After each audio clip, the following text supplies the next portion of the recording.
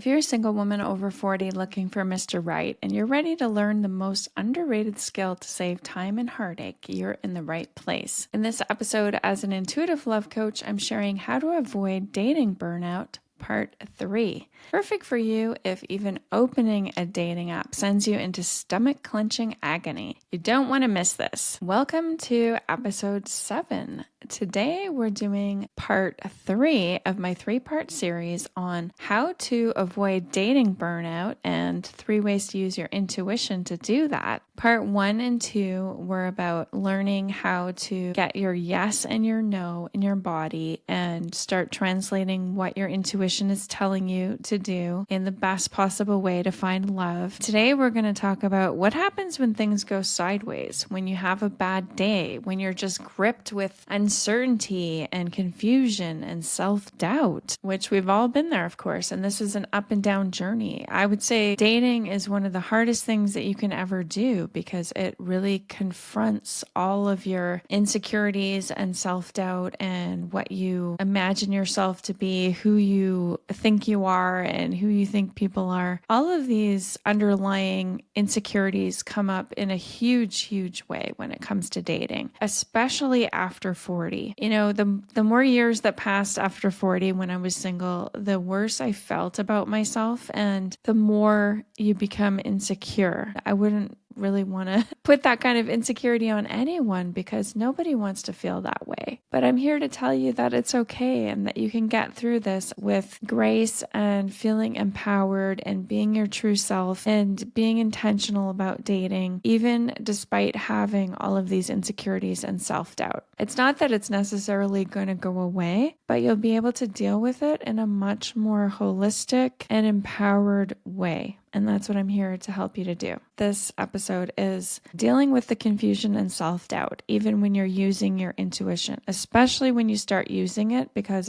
your doubt is going to be louder than ever. Your confusion is going to be louder than ever. We want to dive into what do we do in that case? How do we continue forward to date and still avoid that burnout that I talked about in part 1? So you can go back and learn, if you missed that one, exactly what dating burnout is and the ins and outs around that. I'll tell you why you should listen to me, because you might be wondering if this is your first time. I'm an intuitive love coach and I've been doing intuitive work for over 20 years personally in my own life. I went on my own Shiro's love journey where I went from being what I call a hot mess express in my dating life and just going from one toxic relationship to another to meeting the love of my life, my husband, in my face. And it was a Shiro's journey for me. And so I don't think of it as just finding love. This is all about becoming yourself, coming home to yourself, being your true self. This is no small feat. It is one of the most amazing journeys that one can go on. If you've struggled with relationships, that might be your journey in this lifetime, to really move through that so that you can be yourself, be at home with yourself, and also have the love that you truly desire. You can have both. You don't have to be the wounded warrior who is alone and isolated for their whole life like the hermit. You do not have to be that archetype. You can have both. You can have that beautiful interactive relationship with someone and still be on your own healing and awakening type of path if that's what you desire. You can have both. For 18 years, I've been doing intuitive work professionally.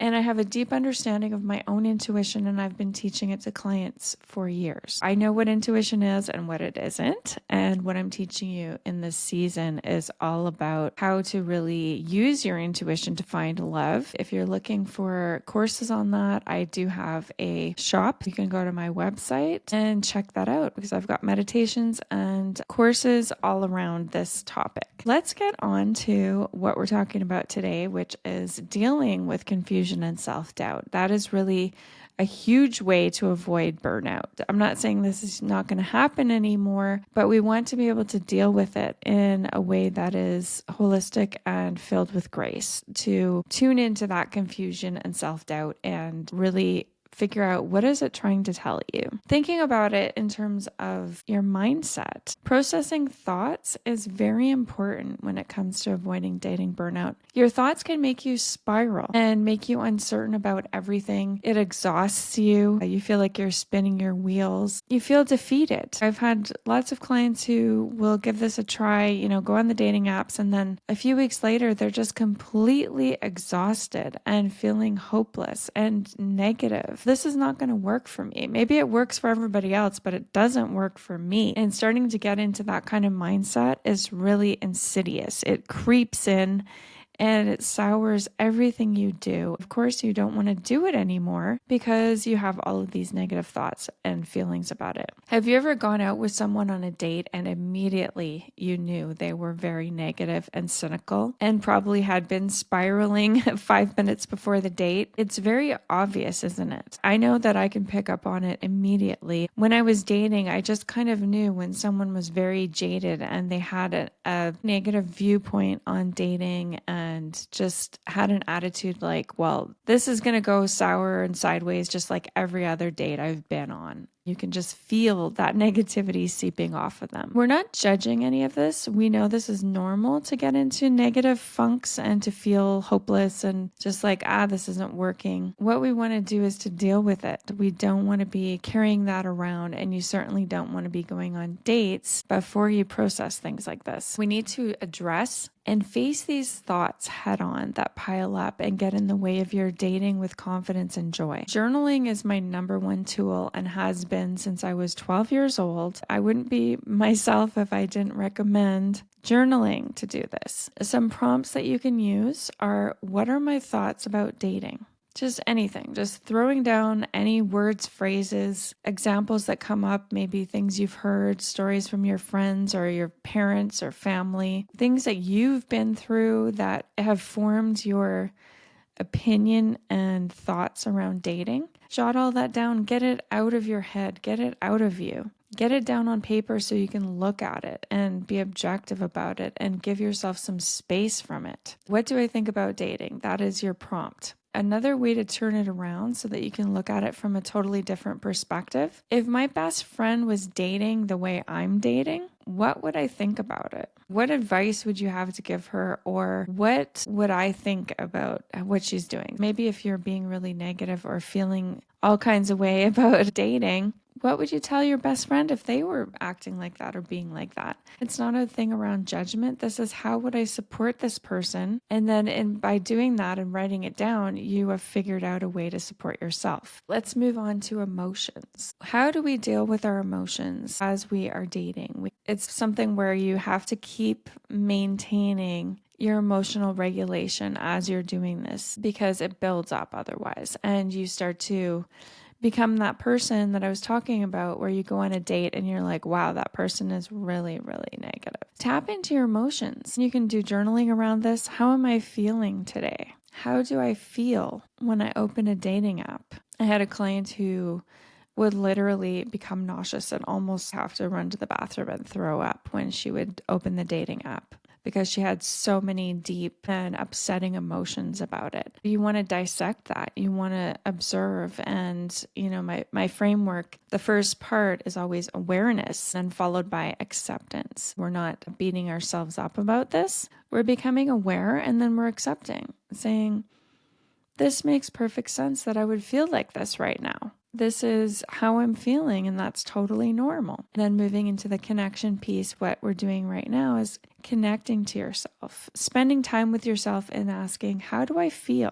How do I feel before I go on a date? It's another journaling prompt. How do I feel about myself when I'm dating? Just in a general sense. Do you feel like, oh, I can't do this, I'm a hot mess, I don't know how to date, I don't know how to make small talk, I get really nervous, I'm bad at dating? How do you feel? Do you feel like, oh, I just feel kind of hopeless and less than about dating? I can't really do this properly. I feel frustrated because I'm not good at flirting. What are the feelings around this? Locate the specific self-doubt. Maybe the self-doubt is around your communication skills. Maybe the self-doubt is around being attractive or being flirty. Maybe your self-doubt is around keeping someone interested. Maybe you doubt that you're interesting. Maybe you feel like you're boring. What is the specific self-doubt and feelings around that? And what am I confused about when it comes to dating? This is a really good thing to unpack. What is confusing me right now? What's making me feel like I'm going around in circles? Are you confused about what dating app to use? I get that question a lot.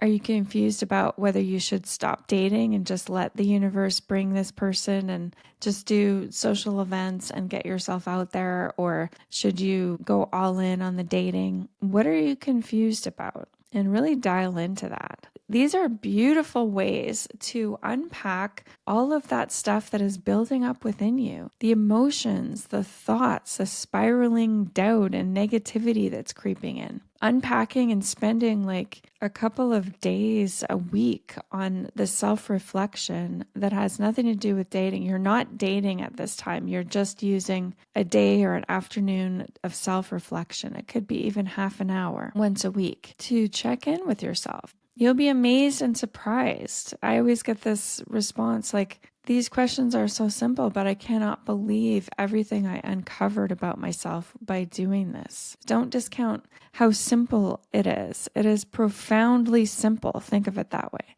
These exercises are profoundly simple, meaning it's life-changing and yet so simple. Healing and awareness work and self-discovery and self-empowerment is not complex. It is simple. It's not easy. It's simple. I wanted to mention dealing with rejection because this is another thing that creates a lot of that self-doubt and confusion that we need to deal with. Look at the bigger picture, and I'm sure you've heard this before, but I'm going to try and say it in a way that maybe will tap into that light bulb moment for you. Think about it this way. What is your intuition here for? Is your intuition here to make sure you never feel rejected? Or is your intuition here to guide you to the greatest love of your life, to the most beautiful and fulfilling love and life that you are looking for? Always think about the bigger picture when you feel like you've been rejected and you start to spiral and go into the, well, I'm no good at this. I'm too old. No one's going to love me. Stop yourself right there and ask, what is my intuition here for? My intuition is here to give me my dream life, my dream relationship. And if this person isn't part of that, I don't want to continue and I don't want to waste my time and I don't want to be with them. Aren't you glad that you didn't follow your mind telling you, no, you have to stay with this person and getting obsessed with someone? Instead of thinking of it as like, I dodged a bullet because now I'm on my fast track again to my dream relationship and the life that I truly desire. The importance of keeping up your spirits in the face of rejection is just unprecedented. It's really so important. You want to remember that it's not personal. It's not you're being rejected by this specific person. No, your intuition is helping you to create the love and life that you desire. Remember that. It's all leading you towards what you are meant for. And use those same processing tools to deal with rejection that we talked about earlier, as processing your emotions, journaling, and I'm going to give you some other things that I like to do as well. But here's some last journaling prompts. What do I assume about the other person who rejected me? What do I assume about myself for being rejected? Here comes the awareness. Here comes the tuning into the body, tuning into the intuition. What does rejection feel like to me? In my body, in my mind, in my emotions, in my heart. And the last one, what does rejection mean to me? And dial into that and explore that, because the more you know about yourself, the more that you can love and accept about yourself and connect to yourself, the better off you're going to be, the more ready to move forward and continue following the path that is laid out by your intuition. And it's honestly life-changing to live like this, to date like this. There's nothing more powerful than dating like this. Some other things that you might use to process emotions and rejection and feelings is EFT, emotional freedom technique, which I've used lots before. If you've listened to other episodes, you know that I do it in a slightly different way, taught by my mentors, to just find one tapping spot. For example, the chin. As you're tapping on your chin, You're telling the story of the emotion. You're telling the story of the rejection. You keep doing that until you have a release. A release could be tears. It could be yawning. It could be all of a sudden you feel tired and you want to lay down. That's happened to me so many times. If I have a huge shift where I release a ton of energy and emotion, all of a sudden I'll be like, I can't even keep my eyes open. And I'll just lay down on the couch and fall asleep for 5 or 10 minutes and then wake up. It's amazing how that happens. And I wake up feeling so much lighter because I've literally created a huge amount of space in my body and in my emotions, in my emotional space. Give that a try. And then moving your body, of course, you just want to do any kind of movement, whether it's walking or gardening or even cooking or cleaning, whatever it is where you're just moving your body. That's a beautiful way to move emotions through you. I also love intuitive dance, moving your body to music. Sometimes I find myself prancing around the living room and all of a sudden I'll start crying. And it's like, why am I crying? It does not matter. It's just moving that energy and those emotions through you. That's the most important thing of all. Allow those feelings to move through you. So you can even more specifically and intentionally invite the feelings to come through. I've also done this where I sit on the bed or you lay down and you say, anger, I invite you to come up. I invite you to move through me. I invite the anger to show itself. I've had a profound experience where my whole body shook because I had this huge emotional release of anger coming up through my body and just feeling that rage and having it move through me as my body literally shook from head to toe.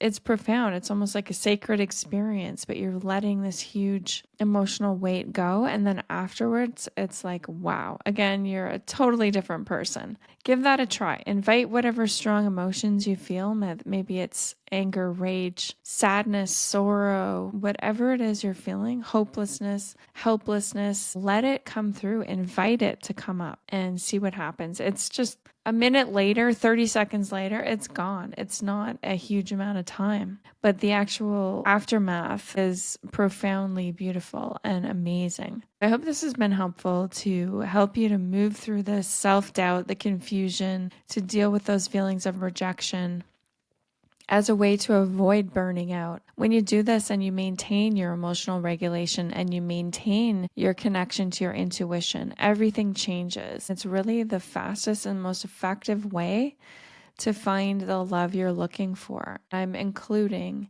the love for yourself, your true self connection. There's nothing more beautiful than that. This has been a process I've used with myself and with clients over the years that has been really effective. And that's why I wanted to bring it forward for you in this 3-part series. You can go to my website if you want to check out some of those audio courses that I have on processing things and tapping into your intuition to find love. If you want that extra deep dive, I highly recommend it. Until next time, remember, love is closer than you think.